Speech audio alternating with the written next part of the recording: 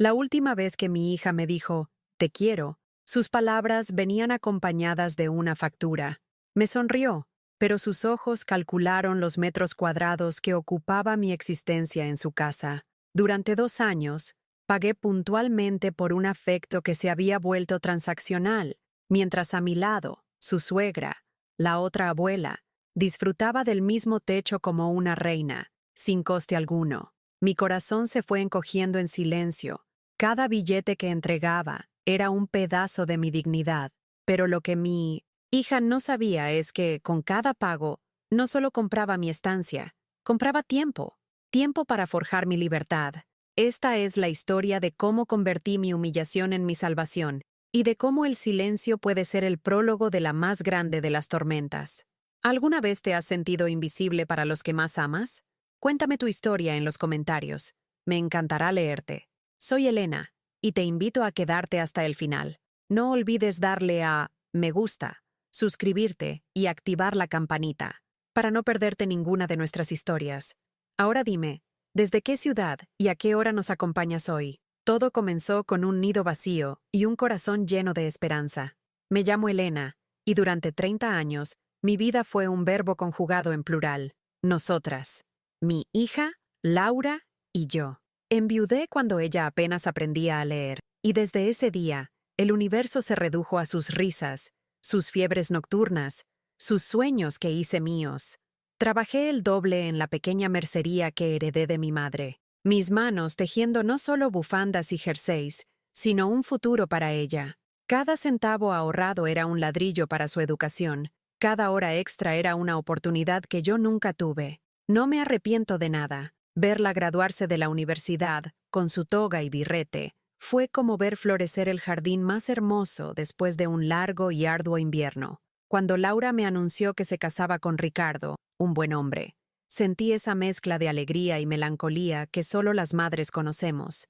Y cuando me propusieron vivir con ellos, mi alma respiró aliviada. Así no estarás sola, mamá, y podrás ayudarnos con los niños cuando lleguen, me dijo Laura, abrazándome con esa calidez que yo creía inagotable. Vendí mi pequeño apartamento, el lugar donde resonaban los ecos de toda nuestra vida, y les di una parte importante del dinero para la entrada de su nueva y espaciosa casa.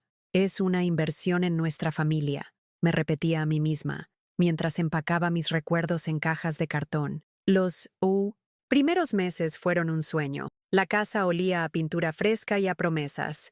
Yo me encargaba del jardín, de que la cena estuviera siempre caliente. Me sentía útil, parte de algo nuevo y vibrante. Unos meses después de mi llegada, llegó Marta, la madre de Ricardo. Su marido había fallecido recientemente, y según Ricardo, necesitaba compañía y no era bueno que estuviera sola en el pueblo. Me pareció un gesto noble. La casa era grande. Había espacio para todos. Marta era una mujer elegante, de eminencia, gestos suaves y voz melódica, siempre impecablemente vestida, incluso para desayunar. Ocupó la otra habitación de invitados, un poco más grande y luminosa que la mía. El cambio fue sutil, casi imperceptible al principio. Las conversaciones en la cena empezaron a girar en torno a los amigos de Marta, sus viajes pasados, sus gustos caros. Yo, con mis historias de la mercería y mis manos ásperas de tanto trabajar, me sentía como una nota discordante en una sinfonía que no entendía. Laura parecía fascinada por ella, por ese mundo de apariencias y refinamiento que Marta representaba. Empezaron a ir de compras juntas, a compartir secretos en el salón mientras yo doblaba la ropa de todos en la lavandería. La herida se abrió una tarde de martes. Laura me pidió que nos sentáramos en la cocina. Llevaba una libreta y un bolígrafo, una expresión seria que no le reconocía. Mamá, empezó, con un tono extrañamente formal. Hemos estado haciendo cuentas, Ricardo y yo.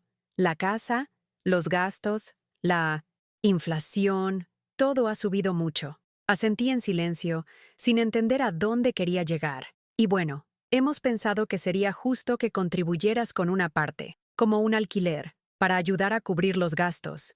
No es mucho, añadió rápidamente, como si la velocidad de sus palabras pudiera mitigar el golpe. Me dijo la cifra. No era una cifra simbólica, era un alquiler en toda regla, lo que costaría un pequeño estudio en el centro. Me quedé sin aire. El mundo se detuvo. Miré sus ojos, buscando un rastro de duda, de disculpa, de la niña a la que le leía cuentos por la noche. No lo encontré. Solo vi a una mujer adulta, práctica, exponiendo un acuerdo comercial. ¿Y Marta? Fue lo único que acerté a preguntar, con un hilo de voz. Oh, bueno, lo de Marta es diferente, dijo Laura, desviando la mirada. Ella es una invitada.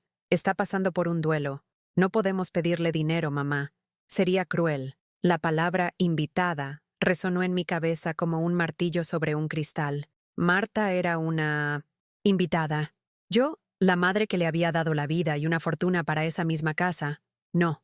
Yo era una inquilina. No discutí. No grité. No lloré delante de ella. Solo asentí lentamente. Un autómata programado para no causar problemas. Claro, hija. Lo entiendo. Mentí. Esa tarde, en la soledad de mi cuarto, mientras el sol se ponía tiñendo de naranja las paredes que ya no sentía mías, lloré.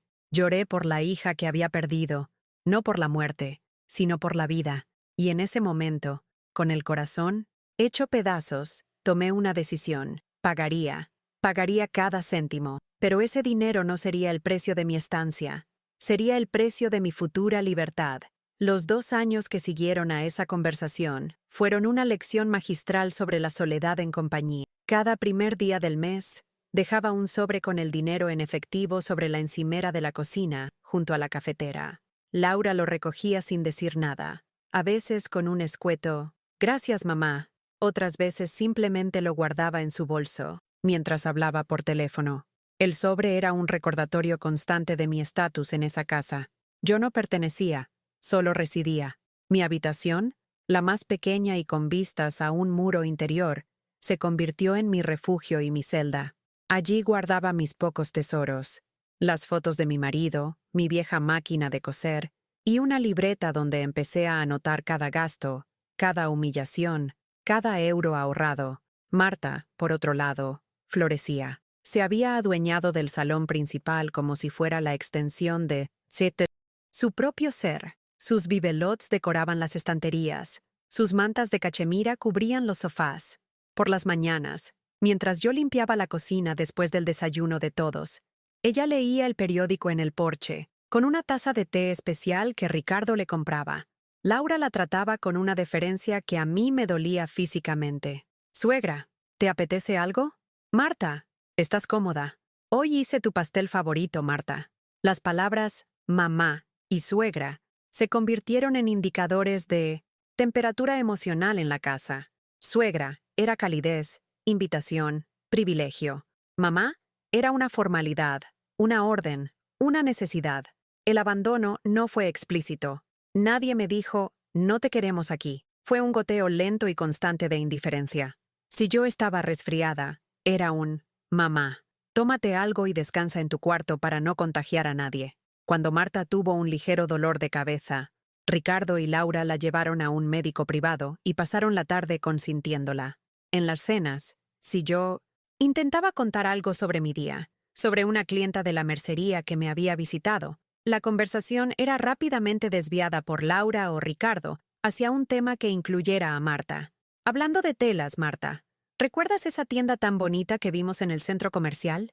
Y yo me quedaba con la palabra en la boca, masticando mi historia junto con la comida, hasta tragarla en silencio. Los efectos psicológicos fueron devastadores. Comencé a sentirme invisible, un fantasma que pagaba por el derecho a rondar los pasillos de su propia vida. Mi voz se fue apagando. Mis opiniones se quedaron sin formular. ¿Para qué? Si a nadie le importaban. Adelgacé. Mis hombros se encorvaron, como si llevara un peso invisible. La alegría, esa que antes brotaba fácil, se convirtió en un recurso escaso que guardaba para mis breves escapadas a la mercería de una vieja amiga o mis paseos solitarios por el parque.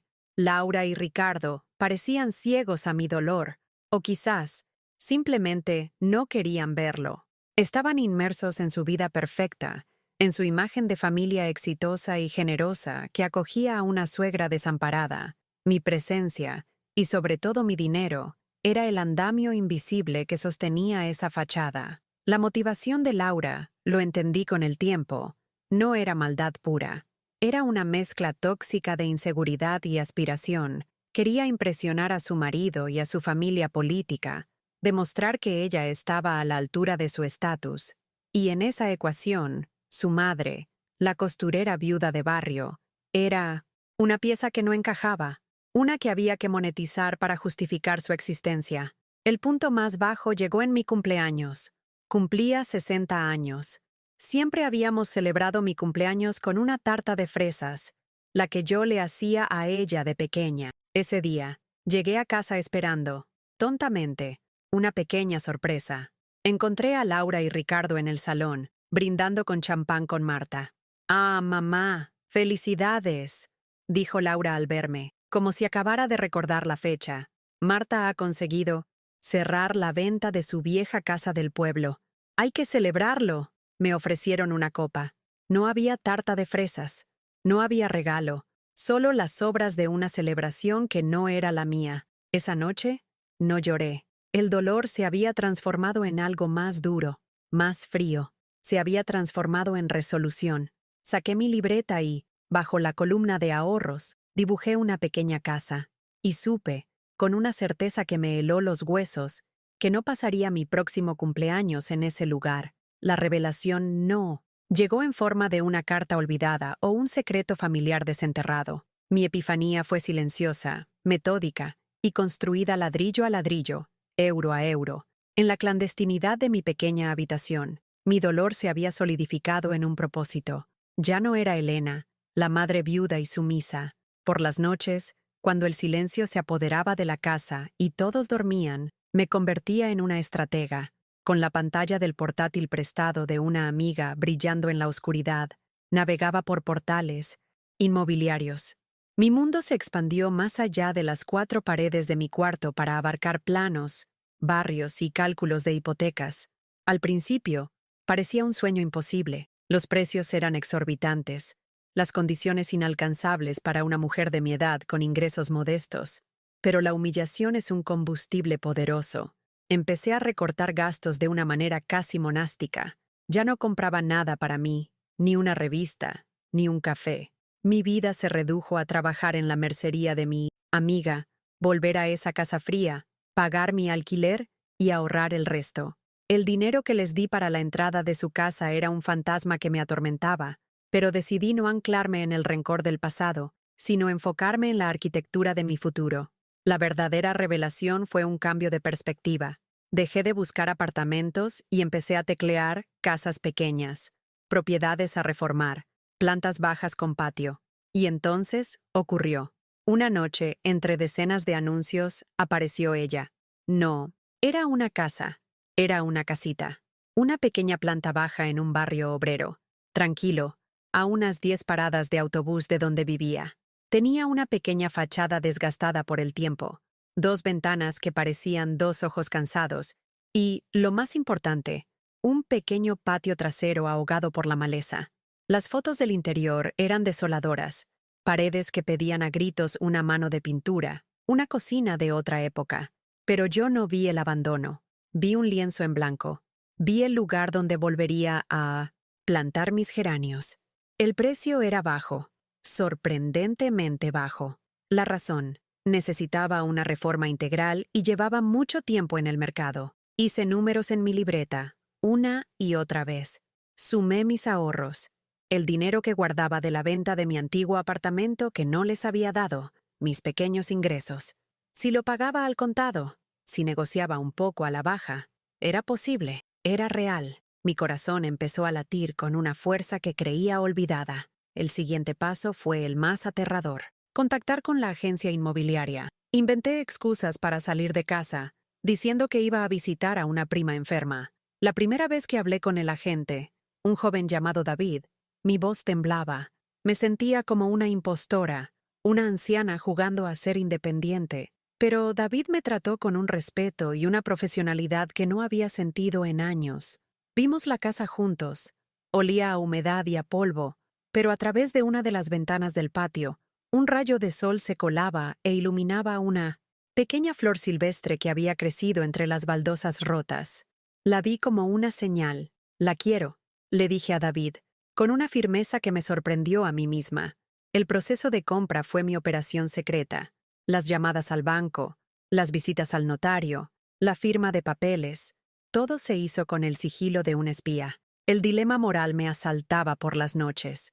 Debía decírselo a Laura, debía enfrentarla, echarle en cara su crueldad, su injusticia. Una parte de mí ansiaba ese enfrentamiento, esa catarsis de gritos y lágrimas. Quería ver su cara al saber que su madre, la que consideraba una carga, había sido capaz de hacer algo así sola. Pero otra parte, la que había sido pulida por el dolor hasta volverse lisa y dura, sabía que las palabras ya no servían de nada. La confrontación no sería con un discurso, sería con una mudanza. Mi silencio se había convertido en mi armadura. La mejor justicia no era un juicio ruidoso, sino la paz de una puerta cerrándose suavemente detrás de mí. Mi nueva casa no era solo un refugio, era mi declaración de independencia, mi argumento irrefutable, y estaba a punto de presentarlo. El día D no lo marqué en el calendario con un círculo rojo, sino con el silencio de una decisión irrevocable. La redención no la buscaría en el perdón de mi hija, sino en mi propia liberación. Contraté una pequeña furgoneta de mudanzas, de esas que anuncian en farolas, pagada en efectivo. Le pedí al conductor que llegara a las 11 de la mañana de un jueves, sabiendo que a esa hora Laura estaría en su clase de yoga, Ricardo en la oficina y Marta en su café semanal con sus amigas. La precisión de mi plan era militar. Esa mañana, me levanté a mi hora habitual. Hice el café para todos, como cada día. Dejé el desayuno preparado. No había temblor en mis manos. No había nudo en mi garganta. Había una calma extraña, la calma que precede al final de una larga tormenta. Cuando la casa quedó en silencio, empecé mi trabajo. No tenía mucho que empacar. Mi vida en esa casa cabía en 6 cajas de cartón. Cada objeto que guardaba era un diálogo silencioso con mi pasado. Al empacar mi vieja máquina de coser, recordé las noches cosiendo los disfraces de carnaval de Laura. Al guardar el marco con la foto de mi boda, recordé la promesa de amor eterno que le hice a mi marido y cómo sentía que, de alguna manera, estaba cumpliéndola al elegirme a mí misma. La última caja fue la más difícil. En ella metí los pocos regalos que Laura me había hecho en los últimos años. Una bufanda impersonal, una crema de manos genérica, objetos que gritaban obligación en lugar de amor. Al cerrar esa caja, cerré también un capítulo de mi vida. La furgoneta llegó puntual. Los 2 hombres de la mudanza fueron rápidos y eficientes. En menos de una hora, mi habitación estaba vacía. Parecía más grande, más impersonal. Ya no era mi celda. Era solo una habitación vacía en una casa que ya no era mi hogar. Cuando solo quedaba mi bolso y un sobre la cama, oí la puerta principal. El corazón me dio un vuelco. Era Laura. Había vuelto antes de tiempo. Entró en el pasillo y se detuvo en seco al ver la puerta de mi habitación abierta y vacía. Su rostro pasó de la confusión a la incredulidad en segundos. «Mamá, ¿qué es esto? ¿Dónde están tus cosas?», preguntó, su voz teñida de un pánico que no esperaba. Caminé lentamente hacia ella, saliendo de la habitación por última vez. Me detuve frente a ella, en el pasillo que había recorrido de puntillas durante 2 años. No levanté la voz. No había ira en mi mirada, solo una profunda e inquebrantable serenidad. «Me mudo, Laura», dije, y mi voz sonó clara y firme. Ella parpadeó. «¿Mudar? ¿A dónde? ¿Por qué no has dicho nada?» «A mi casa», respondí. La palabra «mí» la golpeó como una bofetada. «¿Tu casa? ¿Qué casa?». Fue entonces cuando le tendí el sobre que llevaba en la mano. Lo tomó con dedos temblorosos. Dentro no había una carta de reproches. Solo estaba el dinero del alquiler de ese mes. En el papel donde solía escribir, «Alquiler mamá», había escrito 2 palabras, «Pago final». Laura abrió el sobre, vio el dinero y luego me miró. En sus ojos vi, por primera vez en mucho tiempo, una grieta en su armadura de autosuficiencia. Vio el camión de la mudanza a través de la ventana abierta. Justo en ese momento, Marta entró, canturreando una melodía, con bolsas de compras en la mano. Se detuvo al ver la escena, su sonrisa congelándose en su rostro. «¿Qué pasa aquí?», preguntó Marta, con su tono de dueña y señor. Laura no podía hablar, solo me miraba. y en su mirada se agolpaban todas las preguntas que nunca hizo, toda la atención que nunca prestó. No esperé a que ninguna de las dos dijera nada más. No había nada que explicar. Mi acción era mi discurso. Mi partida era mi veredicto. Adiós, hija, dije suavemente. Me di la vuelta y caminé hacia la puerta principal. Cada paso era pesado y ligero a la vez. No miré atrás. Al cerrar la puerta detrás de mí, el clic de la cerradura fue el sonido más dulce que había oído en años. Fue el sonido de la catarsis. El sonido de mi vida, por fin, volviendo a ser mía. La primera noche en mi nueva casa fue un concierto de silencios. El silencio de no tener que escuchar conversaciones ajenas en el salón. El silencio de no tener que medir mis pasos para no molestar. El silencio de un espacio que me pertenecía por completo, con sus paredes desnudas y su eco prometedor. Dormí en un colchón en el suelo, rodeada de cajas, y fue el sueño más profundo y reparador que había tenido en años. A la mañana siguiente, me desperté con un rayo de sol que se colaba por la ventana sucia, y lo primero que hice fue prepararme un café en mi propia cocina. El aroma del café barato, bebido en una taza desconchada, me supo a gloria. Era el sabor de la dignidad recuperada. Las semanas siguientes fueron un renacimiento. Con la ayuda de David, el joven agente inmobiliario que se convirtió en un inesperado amigo, y unos ahorros que guardaba para emergencias, comencé la transformación de la casita. Pinté las paredes de un blanco luminoso que hacía que el espacio pareciera más grande. Lijé y barnicé el viejo suelo de madera hasta que recuperó un brillo cálido. Cada tarea era un acto de amor propio. Fregar el suelo, cambiar un enchufe, montar un mueble. Cada gesto era una afirmación de mi capacidad, de mi independencia. El patio trasero, antes una maraña de malas hierbas, se convirtió en mi santuario. Arranqué la maleza con mis propias manos, sintiendo la tierra húmeda, y fue como si estuviera arrancando los últimos vestigios de amargura de mi alma. Planté geranios rojos, como los que tenía mi madre. Planté romero, lavanda y un pequeño limonero. Cuidar de esas plantas, verlas crecer, se convirtió en un espejo de mi propia sanación. Estaba echando raíces de nuevo. La justicia, comprendí en esos días, no tenía nada que ver con la venganza.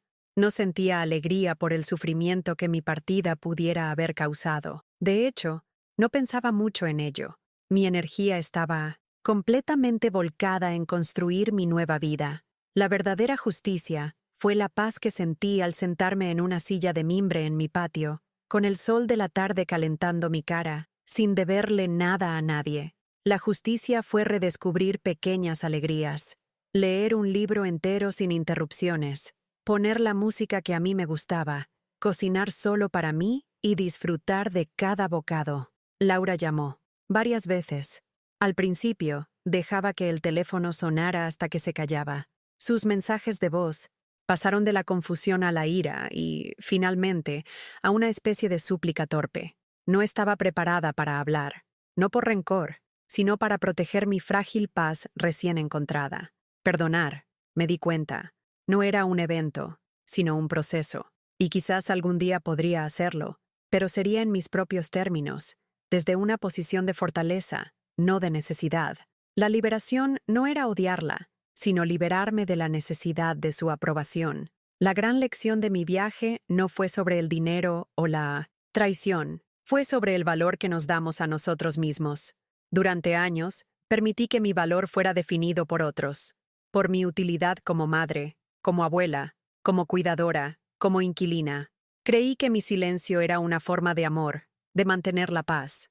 Pero descubrí que el verdadero amor propio a veces requiere hacer ruido, no con gritos, sino con acciones. A veces, el acto más valiente es simplemente cerrar una puerta y abrir otra, una que te lleve a un lugar donde puedas respirar. Hoy, mi casita es un hogar. Huele a pintura fresca, a tierra mojada y, a veces, a bizcocho de limón. Tengo nuevos amigos, mis vecinos, con los que comparto un café por las tardes. Mi redención no fue un confronto dramático, sino la suma de miles de pequeños momentos de paz.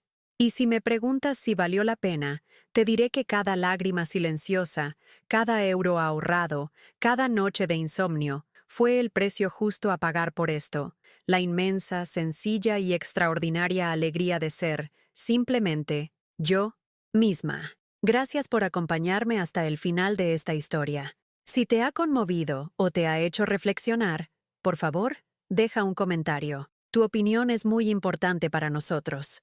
No olvides darle a me gusta, compartir esta historia con alguien que necesite escucharla y, por supuesto, suscribirte al canal para que nuestra comunidad siga creciendo. Nos vemos en la próxima historia.